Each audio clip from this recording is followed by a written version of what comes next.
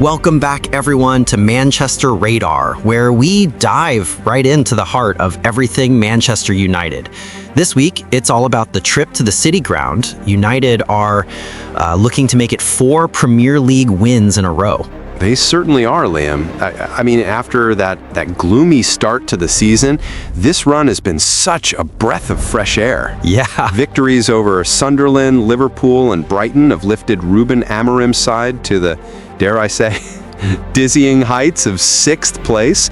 The mood has just completely changed. It really has, Alex. Suddenly, they're level on points with City and only 6 behind leaders Arsenal. Right. But now comes a very, very different challenge, Nottingham Forest, under new management. Exactly. Sean Dyche is in the dugout now. He kicked off with a win in Europe, but then suffered a classic welcome to the fight defeat away at Bournemouth. And we know what a Dyche team is all about, don't we? Organization, resilience, and just making life incredibly difficult for the opposition. It's the ultimate clash of styles, isn't it? Totally. You've got Amorim's fluid, attacking football against Dyche's defensive block.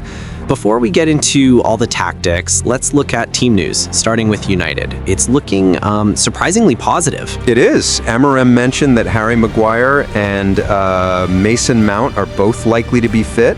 Wow. After Maguire's, heroic winner at Anfield, he missed the Brighton game with a knock, but it seems it wasn't serious.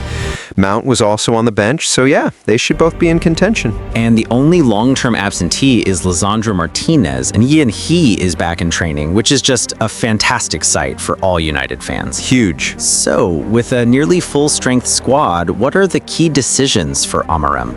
For me, the front 3 is where it gets really interesting. I agree. The partnership between Amad Diallo and Brian Mbeumo down the right, it's been a revelation. Oh, yeah. It just feels like they have to start. The big question is who plays through the middle. I mean, Matheus Cunha was a chaos agent against Liverpool, wasn't he? Pulling Van Dijk and Konate all over the place. He was, but then Benjamin Sesko stepped in against Brighton and was so impressive as that central focal point. Right. Forest have a formidable defensive pairing in Nikola Milinkovic and Murillo. So, do you go with Cunha's movement to disrupt them or Sesko's finishing to punish them? It's a great headache to have, isn't it? My gut says Amorim sticks with Sesko. You have to reward a player in form. Okay. That would likely mean, a front 3 of Sesko with Diallo and Mbeumo creating from the right and Bruno, of course, pulling the strings from the middle. Right. Now let's flip to Forest. Dyche has some real injury concerns. They're still without Ola Aina and Dilan Bakwa, and there are big doubts over Chris Wood and even the loanee Oleksandr Zinchenko.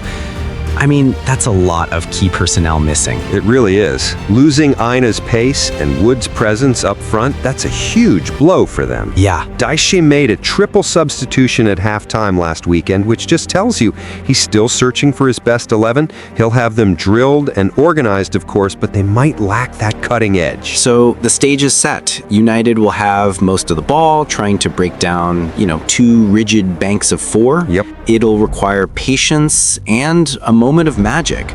On paper, you have to favor United. You do. The form, the confidence, the quality, it all points to an away win. But But the City Ground, under new management, will be absolutely fired up.